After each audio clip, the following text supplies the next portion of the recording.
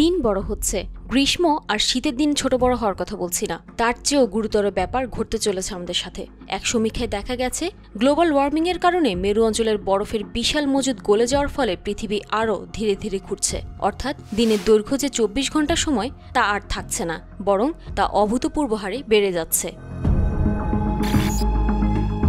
Proceedings of the national academy of সায়েন্সে প্রকাশিত এক গবেষণাপত্র থেকে জানা গেছে যে গ্রিনল্যান্ড এবং অ্যান্টার্কটিকা থেকে প্রবাহিত বরফ গলা পানি বিষুবরেখার চারপাশে আরও বেশি ভর বাড়াচ্ছে। নাসা জেট প্রপালশন ল্যাবরেটরির সুরেন্দ্র অধিকারী এএফপিকে এই তথ্য দিয়েছেন। ইটিএইচ জুরিখের বেনেডিক্ট সোজা পদার্থবিজ্ঞানের সাহায্যে বিষয়টি ব্যাখ্যা করতে বলেছেন। এমন ক্ষেত্রে প্রাথমিকভাবে ঘূর্ণন দ্রুত থেকে ধীর হয়ে যায়, কারণ ঘূর্ণনের অক্ষ থেকে ভর দূরে সরে যায়, যা সামগ্রিক জড়তা বাড়ায়।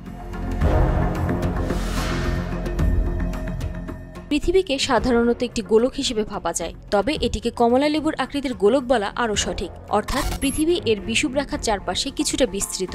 কিন্তু চিন্তার বিষয় হলো গ্রহটির আকৃতি সবসময় পরিবর্তিত হচ্ছে, কারণ প্রতিদিনের জোয়ারের প্রভাব যা মহাসাগর এবং ভূত্বককে প্রভাবিত করে। টেকটনিক প্লেটের প্রভাবও দীর্ঘমেয়াদী প্রভাব ফেলছে। ভূমিকম্প এবং আগ্নেয়গিরির অগ্ন্যুৎপাতের কারণে আকস্মিক ভয়াবহ পরিবর্তন হয়ে যাচ্ছে এই পৃথিবী। ভেরি লং বেজলাইন ইন্টারফেরোমেট্রির মতো পর্যবেক্ষণমূলক কৌশলগুলোর উপর ভিত্তি করে গবেষণাটি করা হয়েছে।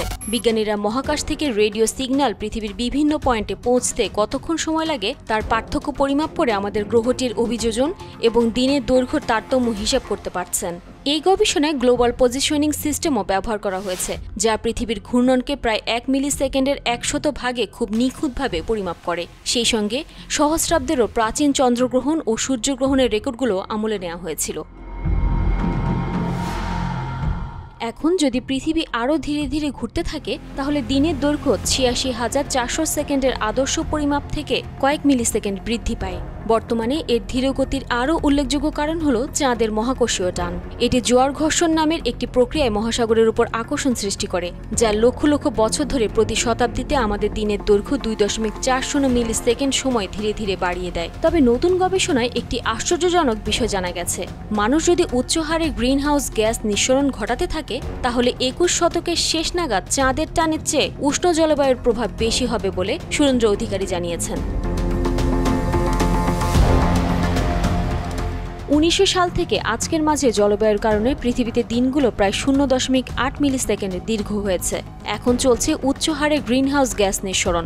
এমন খারাপ পরিস্থিতিতে 2100 সাল নাগাদ পরিবর্তিত জলবায়ু দিনের দৈর্ঘ্য 2.2 মিলি সেকেন্ডে বাড়িয়ে দেওয়ার পেছনে দায়ী হবে। দিনের দৈর্ঘ্য 2.2 মিলি সেকেন্ড বাড়লে স্পেস এবং আর্থ নেভিগেশনের অনেক প্রভাব পড়তে পারে, জানিয়েছেন সুরেন্দ্র অধিকারী। যখন ভয়েজার প্রোবের মতো একটি মহাকাশযানের সাথে যোগাযোগ করার চেষ্টা করা হয়, তখন যে কোনো মুহূর্তে পৃথিবীর সঠিক পজিশন জানা অত্যন্ত গুরুত্বপূর্ণ। যে মহাকাশযান আমাদের সৌরজগতের বাইরে, তার সাথে যোগাযোগে এমনকি একটি সেন্টিমিটারের সামান্য বিচ্যুতি কিলোমিটারের ফারাক সৃষ্টি করতে পারে।